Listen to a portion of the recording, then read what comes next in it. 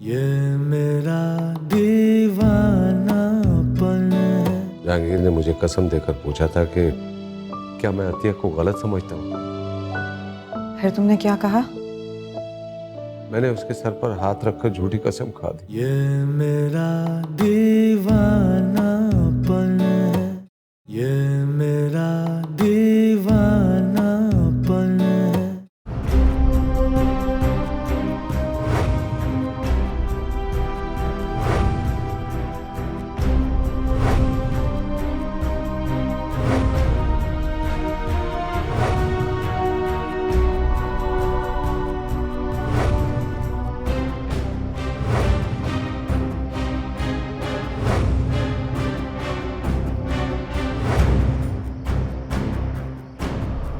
जी फरमाइए। वकील साहब, मैं 2 घंटे से बाहर वेट कर रहा था आपका।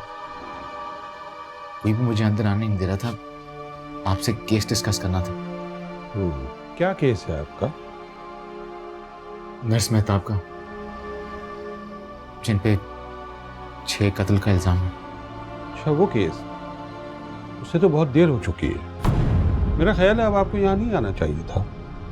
मेहताब को तो जल्द सजा होने वाली है। नहीं वकील साहब, प्लीज देखिए, मैं बहुत उम्मीद लेके आया आपके पास। मैंने सुना है कि आप कोई भी केस नहीं हारते और आप ही हैं जो मेहताब को बचा सकते हैं। प्लीज कुछ करें। आपने मेरे बारे में जो सुना है बिल्कुल ठीक सुना है, लेकिन आपको ये भी सुन लेना चाहिए था कि वकील केस के शुरू में किया जाता है, फैसला आने से चंद रोज पहले नहीं। वकील साहब, लेकिन आप कुछ तो कर सकते हैं ना, कोई तो राह होगी। राह तो नहीं है, लेकिन राह निकाली जा सकती है, जिसके लिए आपको पैसे खर्च करने होंगे। अगर आप पैसे खर्च करने के लिए तैयार हैं तो ठीक है, मैं कोई राह निकालने की कोशिश करता हूँ। कितने पैसे लगेंगे वकील साहब? मेहताब क्या लगती हैं आपकी? रिश्तेदार है मेरे। आपको ये समझ के पैसे खर्च करने होंगे कि मेहताब आपकी सब कुछ है, और अगर उन्हें कुछ हो गया तो आप मर जाएंगे। कितने पैसे हैं आपके पास? ऐसे तो नहीं है वकील साहब। पता था मुझे, पता था। कहां से आएंगे तुम जैसे नौजवानों के पास इतने पैसे? तुमने क्या समझा था कि यह कोई फलाही इदारा है जो तुम यहां आकर अपनी रिश्तेदार का केस लड़वा लोगे और तुम्हारी रिश्तेदार सजा से बच जाएंगी? देखिए वकील साहब, आपके जितनी भी फीस है मैं दूंगा। बस मुझे थोड़ा वक्त लगेगा, लेकिन मैं आपकी पाई चुका दूंगा। आप ये केस ना छोड़िए प्लीज। देखो मिस्टर, मेरे पास इतना फजूल वक्त नहीं है कि मैं यहां बैठकर तुम्हारी गरीबी की दास्तान सुनता रहूं। मेरे हर मिनट की एक कीमत है, और अगर तुम ये कीमत अदा नहीं कर सकते तो फिर जाओ, जाकर कोई ऐसा वकील कर लो जो तुम्हारा केस मुफ्त में लड़ सके। देखिए वकील साहब, प्लीज समझने की कोशिश करें उन्हें। वो बेकसूर है, सजा हो जाएगी उन्हें। मुझे मालूम है, लेकिन मैंने कह दिया ना, जब तुम मेरी फीस का इंतजाम कर लो तो आ जाना, मैं तुम्हारा केस ले लूंगा। प्लीज।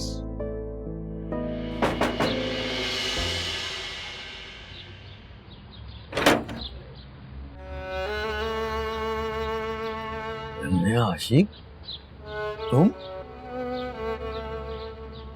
यहाँ कैसे? अगर किसी ने देख लिया तो मारे जाओगे तुम। तुमसे बात करनी है मुझे। मुझसे क्या काम है तुम्हें? है? मैं अच्छा, अंदर आओ। आओ।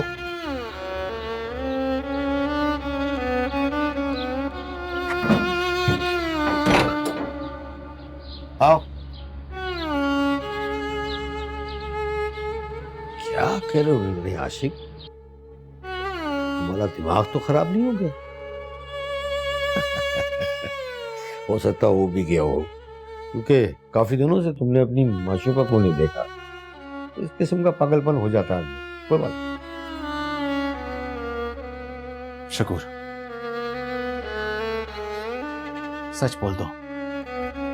तुम्हारे सच बोलने से एक बेगुनाह सजा होने से बच जाएगी। कौन सा सच है? मुझे क्या पता कि इंजेक्शन में इंसुलिन किसे डाला। मैं वहां गया जरूर था, लेकिन अपनी बीवी को लेने, उसको लेके मैं अपने घर वापस आ गया। पीछे रह गई मैं था। अब मुझे क्या मालूम कि उसने क्या किया, जाके उससे पूछो। सच कह रहे हो तुम? सच तो ये है कि मेहताब ही कातिल है। मेहताब ये काम नहीं कर सकती। क्या मैंने किया? हाँ, तुम्ही नहीं किया है सब। तभी तो मेहताब ने तुम्हें वहां से बाहर निकाला था। इसका मतलब ये हुआ कि मेहताब ने हर बात बता दी है? तो उसने ये भी कहा होगा कि मेरे कत्ल के इल्जाम शकूर पे डाल दो। हाँ, मेहताब ने बताया मुझे। देखो शकूर, पुलिस के सामने सच बोल दो, हमारे हक में यही बेहतर होगा।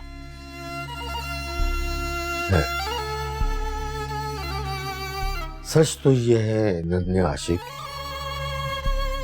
कि 6 के 6 कत्ल मेहताब ने किए, उसको सजा जरूर मिलेगी। पुलिस ये बात पहले से जानती है, मेरे कह देने से कोई फर्क नहीं पड़ेगा। शकूर तुम बस फिर तुम आता पाई पूछ रहे। देखो कितनी बार मैं अदालत में पेश हुआ हूं जाकर, लेकिन मैंने एक बार भी तुम्हारा नाम नहीं लिया। कितना एहसान किया तुम पर। क्या ये अच्छा होता कि अगर मेहताब मुझसे खुद कहती कि शकूर मेरे 6 कत्लों का इल्जाम तुम अपने सर ले लो, और तुम जैसी सजा काट के आओगे मैं तुम्हें जजा के तौर पर अपने आप को दे दूंगा।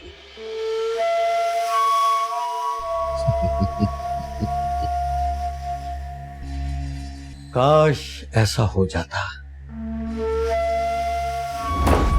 हिम्मत कैसी मेहताब के बारे में सब कुछ बोलने की?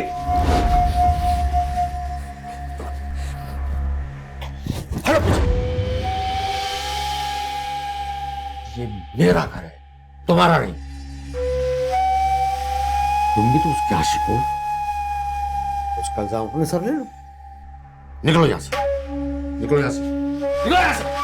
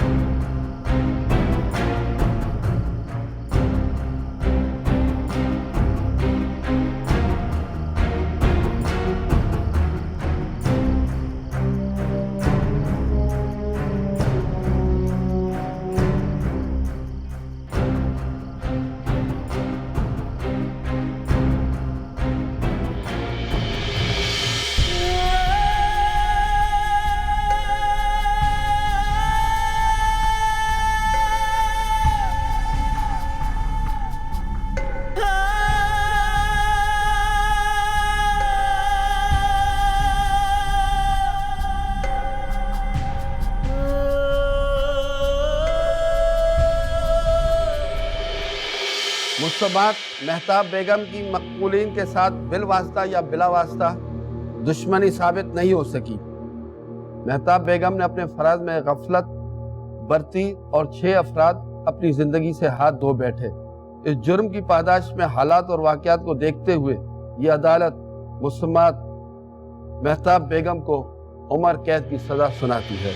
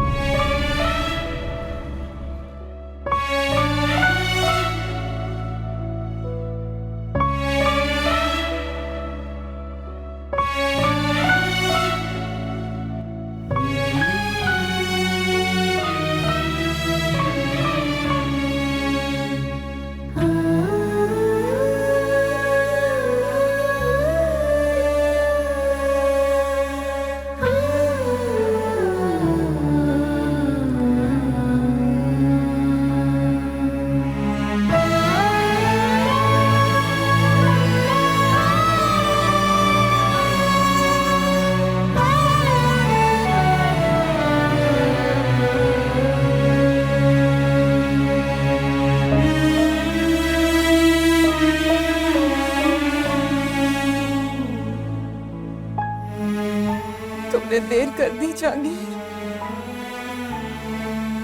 तुमने देर कर दी।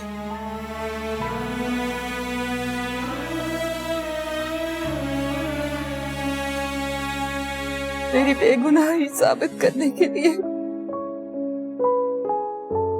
मुझे 14 साल कैद काटनी पड़ेगी।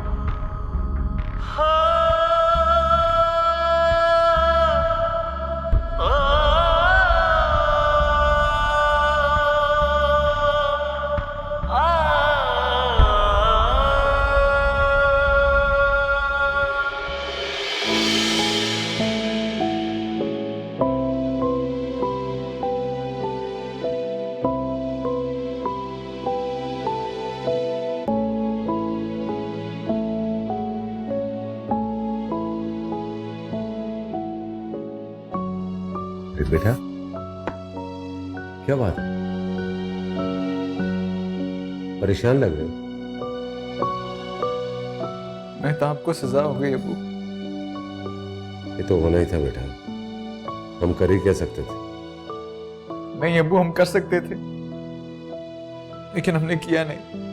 बेटा, हम जो भी करते वो बेसूर होता। उसने जुर्म किया, उसे सजा मिल गई। नहीं अबू, उन्होंने कोई जुर्म नहीं किया था, बेकसूर थी वो, लेकिन हम उनको बेकसूर साबित नहीं कर पाए। बेटा रिलैक्स, रिलैक्स बेटा, रिलैक्स, रिलैक्स, रिलैक्स।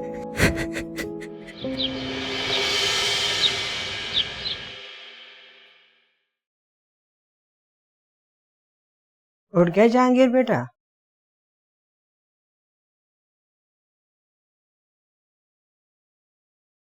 जी। आप दोनों के आने की वजह?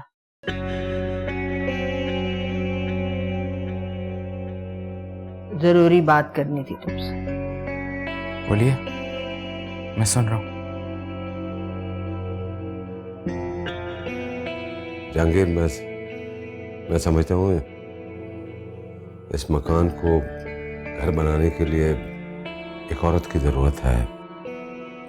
गो के रक्षंदा हैं, आपा हैं, लेकिन मुझे एक बीवी और तुम्हें माँ की जरूरत है। आपको एक बीवी की जरूरत है, कि मैं अपनी माँ की जगह किसी को नहीं दे सकता। बेटा, तुम्हें मेरी तन्हाई का कोई एहसास नहीं?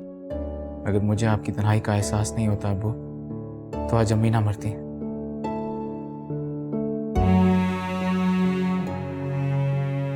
आपका दर्द महसूस करके मैंने अपनी अम्मी को खोया। देखो बेटा, जो लोग मर जाते हैं ना, उनके गुनाहों का जिक्र नहीं किया जाता, अच्छा नहीं लगता। लेकिन इसका ये मतलब हरगिज नहीं कि उस इंसान ने कभी कोई गुनाह नहीं किया। मैं बहस नहीं करना चाहता फूफो। अगर आपको शादी करनी है, बेशक कीजिए, पर मुझे बहाना मत बनाइए। मेरी माँ की रूह को बहुत तकलीफ पहुंचेगी। बेटा, तुम हमसे सब रिश्ते तोड़ देना चाहते हो? नहीं अब्बू, मैं आपसे सारे नाते क्यों तोड़ूंगा? हाय नफीसुद्दीन, वो कह तो रहा है तुमसे ताल्लुक रखेगा, निगत से भी ताल्लुक रखेगा, बस उसको माँ नहीं बुलाएगा। तो ठीक है मेरे बच्चे, अपनी माँ की जगह तुम किसी को नहीं देना चाहते तो मत दो। फिर इस जुम्मे को दोनों का निकाह पढ़वा दें सादगी के साथ, 2 गवाह बुलाकर। हाँ? जैसा आप बेहतर समझे।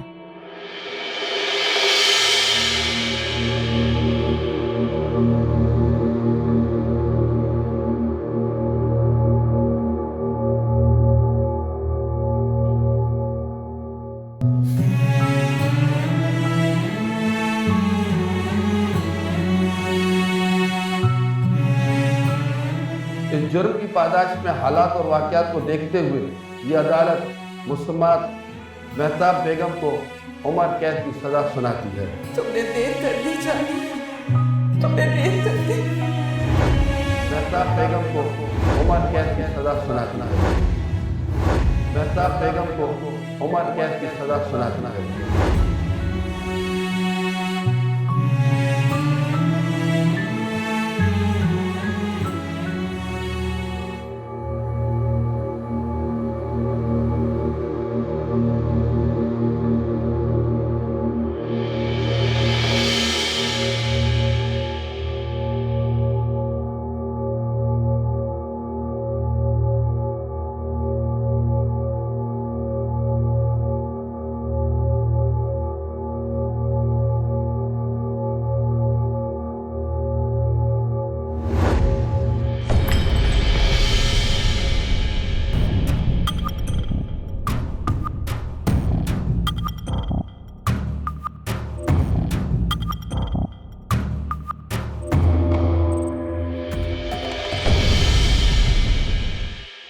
लेकिन आपने तो मुझे भी नहीं छोड़ा। झूठी कसम खाई आपने मेरी। जुल्म की बात तो ये है, मेरी माँ की मौत भी आपको पिघला नहीं सकी। ये मेरा दीवानापन है, ये मेरा दीवानापन है।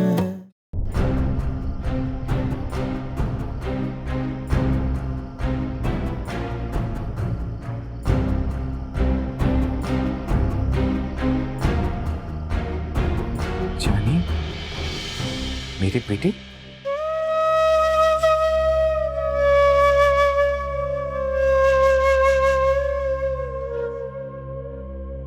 तुम अंदाजा भी नहीं कर सकते कि तुम्हारी माँ तुमसे कितनी मोहब्बत करती है, और मैं चाहूं भी तो तुम्हें कभी बता नहीं पाऊंगी।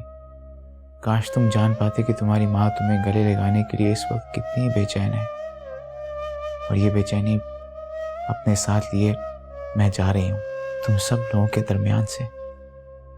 मुझे दुनिया में सभी ने दुत्कारा है, सब ने, तुमने भी, जिस पर मुझे सबसे ज्यादा मान था, तुम्हारे बाप ने भी, जिससे मैंने सबसे ज्यादा मोहब्बत की। उसने जिंदगी में कभी मेरी रियाजतों का एतराफ नहीं किया, और रह गई थी कसर तो ताबूत में आखिरी कील भी ठोंक दी। रुसवा कर दिया मुझे, तोहमत लगा दी उसने इस उम्र में मुझ पर। वो निकट से शादी करना चाहता है, इसका तो मुझे अंदाजा था, पर इस सब के लिए मेरा रास्ते से हटाना बहुत जरूरी था, ये भी मैं जानती थी। वो अपनी मोहब्बत का वास्ता देकर कह देता मुझसे, मैं बखुशी हट जाती उसके रास्ते से, लेकिन वो मुझ पर इतना घिनौना इल्जाम ना लगाती। चुप करो तुम, जाओ अपने बेटे से पूछो तुम जैसी औरत के बारे में क्या ख्यालात रखता है। औरत ना सब बर्दाश्त कर लेती है, लेकिन अपने किरदार पर उठी उंगलियां नहीं। लेकिन उसे ये सबसे मौजू रास्ता लगा कि सांप भी मर जाए और लाठी भी ना टूटे।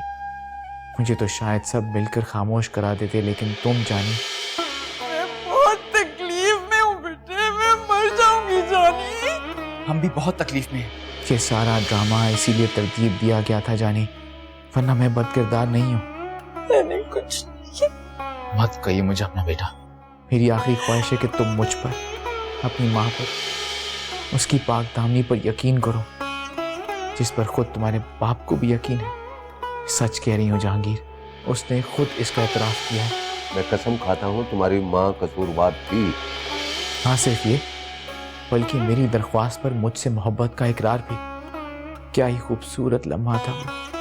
दिल ने चाहा ये पल यहीं ठहर जाए। तुम्हें पता है जानी, 21 साल तुम्हारी माँ ने जिस चीज का इंतजार किया वो उसे आखिरकार मिल ही गई। उस वक्त तुम्हारे बाप ने जान मांगी होती तो बदले में मैं वो भी दे देती, मगर उन्होंने उसके बदले जुदाई मांगी। जानी, जुदाई, निकट से शादी करने के लिए।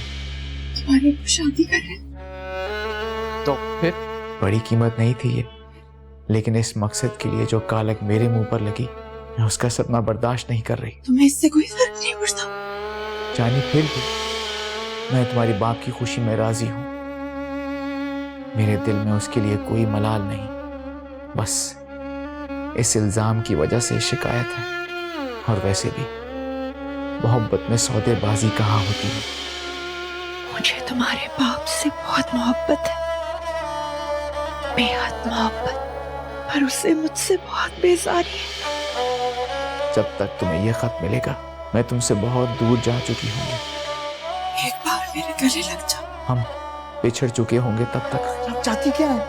कि तुम मेरे गले लग जाओ। तुम कुछ कहना भी चाहोगे मैं सुन नहीं सकूंगी। शायद तब तक तुम्हें मेरी बेगुनाही का यकीन भी हो जाए, लेकिन तब तक बहुत देर हो चुकी होगी। मेरी एक बात मानोगे? अपने बाप से मत उलझना। अगर मेरे बेटे हो तो मेरी तरह तुम भी उसकी खुशी में खुश हो जाना। निगत एक भरपूर साथी साबित होगी तुम्हारे बाप के लिए। वो फख्र से उसके साथ कदम से कदम मिलाकर चल सकेगा। शायद उसे भी इस लम्हे का उतना ही इंतजार होगा जितना मुझे उसके इकरार का था। मैं भी अपने जीते जी उसे दूसरी शादी नहीं करने दूंगी। मैं अपनी जिंदगी किसी और को नहीं दे सकती। जाने खुश रहो। हो सके तो अपनी माँ को माफ कर देना बेटा। मुझे अजाब ना दो जानी, मेरा इस सब में कोई कसूर नहीं। बस मुझे बदकिरदार मत समझना। मरने के बाद भी मैं 100 बार मरूंगी अगर मेरी रूह ने तुम्हें मुझे बदकिरदार समझते हुए देख लिया।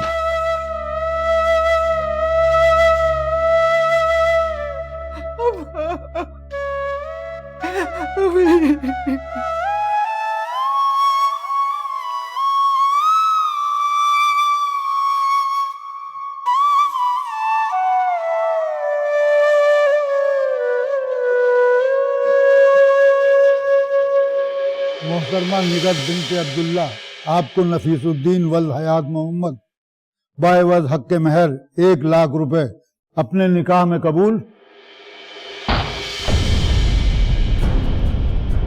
नहीं, ये शादी नहीं करेंगे आप। लेकिन बेटा तुम्ही ने तो इजाजत दी थी। और अब मैं आपको कह रहा हूं कि आप शादी नहीं करेंगे। बस। क्यों सबको डरा रहा है तू? हुआ क्या है? बेटा आराम से बात करो। आराम से बात करूं? ठीक है, आप ये शादी नहीं करेंगे।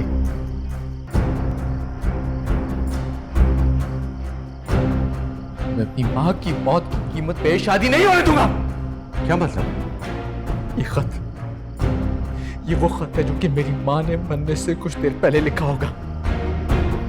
काश ये खत मैं पहले देख लेता।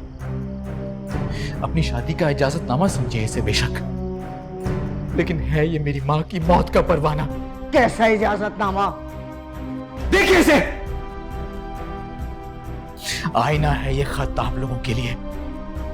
आप लोगों के किन्होंने चेहरे नजर आएंगे इस खत में आपको पहिए से।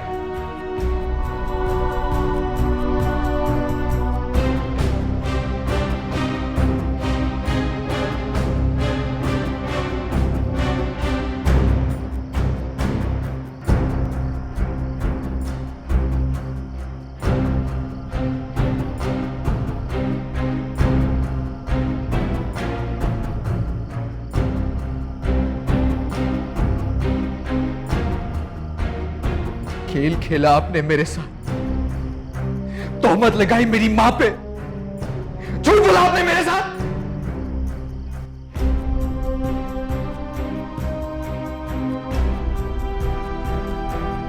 इन सब लोगों से कहें अपनी दुकानें बंद करें और जाए यहां से, जाए यहां से। अब मैं आप लोगों से माफी मांगता हूं। अब मां के मरने की वजह से मेरा बेटा थोड़ा सा जज्बाती हो गया। आप लोग प्लीज चले जाएं।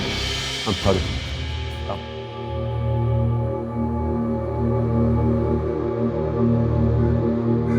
Relax. Ha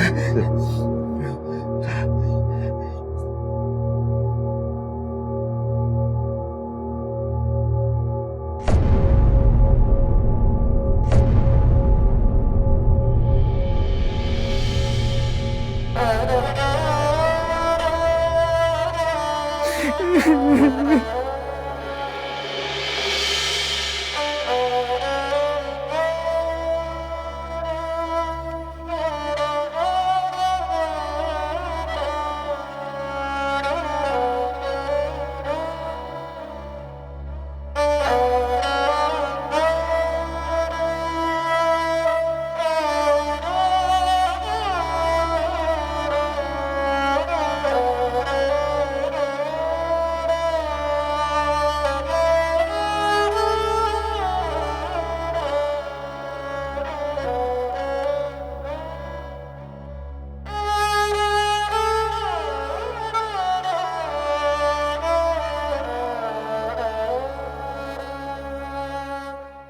सॉरी बेटा, मुझे नहीं पता था कि वो खुदकुशी कर ले।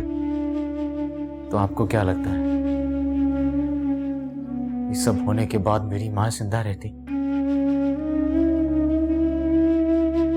मजीद जिल्लत सहने के लिए, बेनाह करता गुनाह पर लानतन सुनने के लिए? मैं शर्मिंदा हूं बेटा। शर्मिंदगी? कैसी शर्मिंदगी? अगर आप शर्मिंदा होते तो यूं ब्याह रचा रहे होते।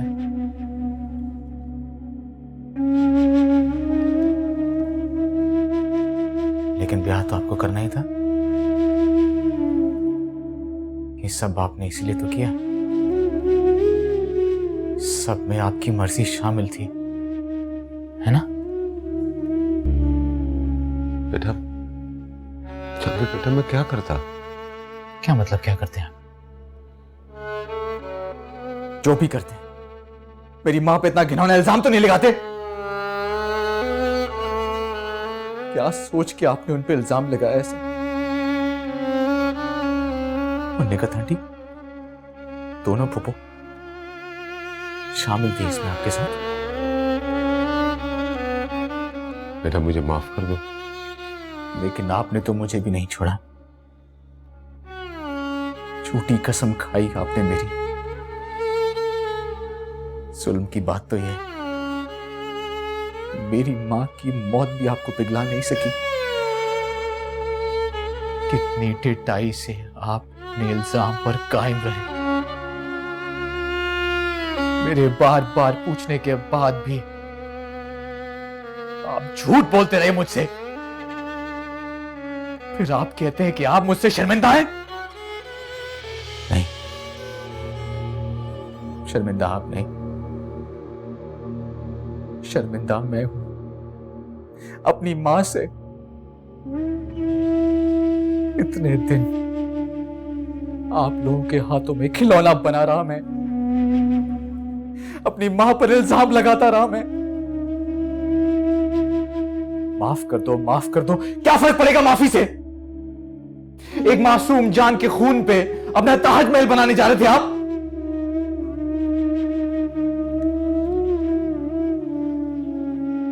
माफ कीजिएगा, भूल गया मैं। ताजमहल तो बनते ही मकबरों पर है। ये देख रहे हैं आप, 2 बोल, सिर्फ 2 बोल चाहती थी वो आपसे, जो कि आप इल्जाम लगाने से पहले भी बोल सकते थे। झूठा इकरार ही सही, लेकिन कम से कम ये तो ना होता। क्यों किया आपने ऐसा? आखिर क्यों? अगर आप समझते हैं कि मेरे माफ करने से आपके दिल को सुकून मिलेगा, तो ये बात याद रखिए, मैं आपको कभी माफ नहीं करूंगा, कभी नहीं।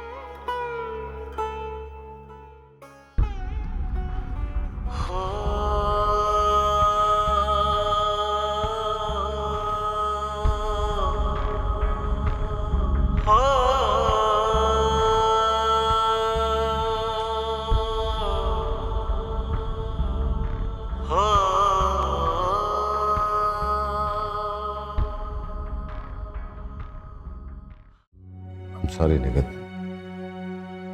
मैं सबकी तवक्को नहीं कर रहा था। तवक्को तो तुम अतिया की खुदकशी की भी नहीं कर रहे थे। मैं शर्मिंदा हूं। नफीस, किस किस से शर्मिंदा हो? मुझसे, अतिया से, जहांगीर से? देखो निगत, मैं ऐसा कुछ नहीं चाहता था। तुम क्या करना चाहते हो और क्या नहीं करना चाहते, अगर वो सब कुछ हो रहा है जो तुम नहीं करना चाहते। निगत मैं क्या करूं? मेरे जवान बेटा सर पे पिस्तौल ताने खड़ा है, कुछ दिन पहले वो मौत के मुंह से लौटा है। मैं करता तो क्या करता? तुम एक बुज़दिल इंसान हो, तुम कुछ नहीं कर सकते। देखो प्लीज, समझने की कोशिश करो, जरा तहम्मुल रखो। तहम्मुल? मैं तहम्मुल रखूं? वो जज्बाती हो रहा है इस वक्त, उससे बात करना फजूल है। तुम समझने की कोशिश क्यों नहीं कर रही? सूरत हाल तुम समझने की कोशिश करो, उसे समझाओ, क्योंकि तुम्हें उसकी जरूरत है।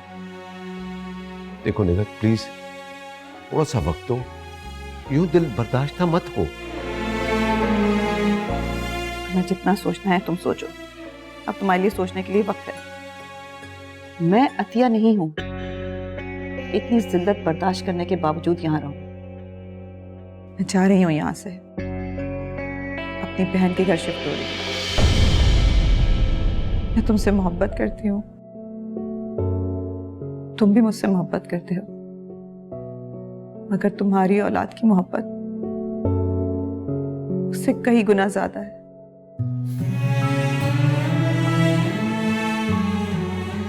ये दूसरी बार है कि तुमने जहांगीर की जिद के आगे मुझे फौकियत दी। मैं जानती हूं तुम्हें जहांगीर का बहुत ख्याल है, मगर मैंने फैसला कर लिया है, मैं अब तुम्हारे साथ नहीं रह सकती।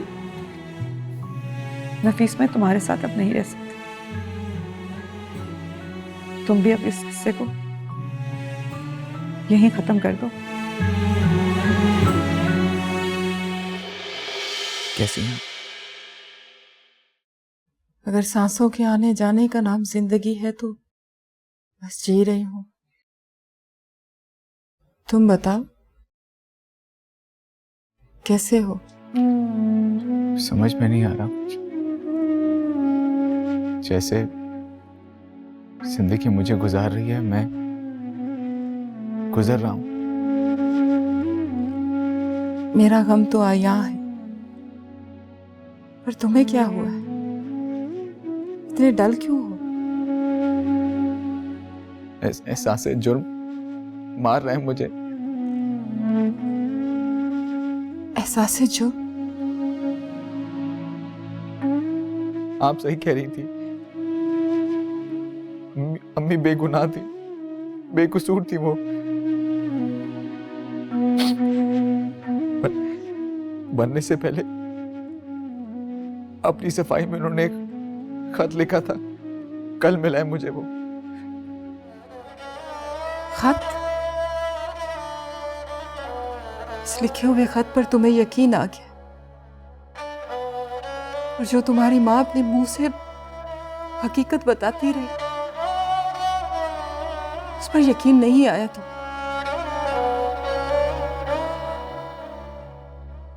अगर वो खत ना मिलता तो उसकी बेगुनाही पर यकीन ना आता तुम्हें।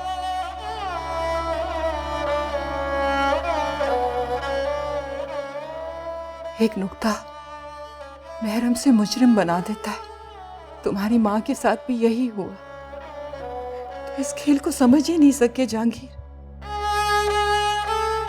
और जब समझे हो तो बहुत देर हो गई। तुम अपनी बहुत ही कीमती चीज को गवा बैठे। मैं खुद को कभी माफ नहीं कर पाऊंगा, कभी नहीं। तुम खुद को माफ करो या ना करो, इससे शायद फर्क ना पड़े, पर ऐदा ऐसी गलती ना करना कि तुम खुद को माफ ही ना कर सको। तुम्हारी माँ भी मेरी तरह बेगुनाह थी, पर उसकी बेगुनाही का यकीन करने वाला कोई नहीं था। नहीं, मैं अम्मी के बाद आपको बिल्कुल नहीं खो सकता। मेरे बस में जो भी होगा मैं करूंगा। मैंने हालात से समझौता कर लिया है जहांगीर। तुम मेरा एक काम करोगे? जी जी बोले। तुम मेरा सारा सामान बेच दो और वो रकम मेरी तरफ से तोहफा समझ के रख लो।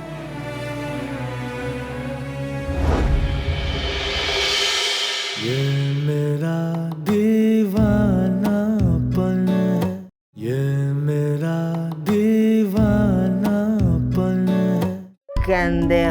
उनने आखिर रंग दिखाई दिया। आवारा माँ के आवारा बेटे में माँ की जुबान बोल रही है आज। तुझे मैंने कितनी बार बोला है ना कि उस मनहूस मारे की बिला वजह तरफदारी मत किया कर, मुझे उससे नफरत है। तो अच्छी बात है ना अम्मी, कोई कोई बेटी जाती है अपने बाप पे। एक जमाना गुजर गया मेहताब, आपने होंठों में लाल लिपस्टिक नहीं लगाई, आपकी आंखों के हल्के गहरे से गहरे होते जा रहे हैं, लेकिन आपकी इन आंखों में मुझे अपने लिए मोहब्बत नजर नहीं आ रही।